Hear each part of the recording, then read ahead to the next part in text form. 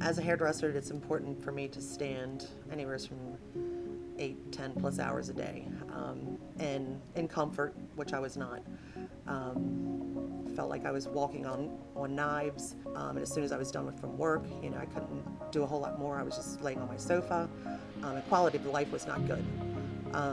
So I was actually anxious to get this taken care of, and I trusted that Dr. Polsky would take care of me and take care of my knees and get on with it.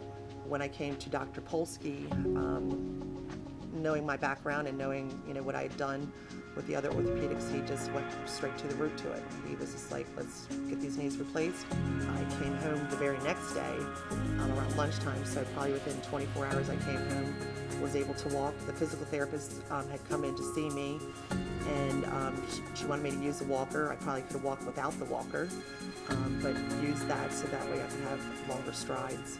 I literally drove myself the following week to physical therapy. I had no pain from the surgery. My knees, to this day, I have no pain whatsoever.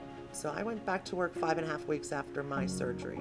So I did 2 weeks of 6 hours and then went back full time, which for me is, it's 4 days. So not bad for getting both knees replaced and getting back in the groove of things, and yeah.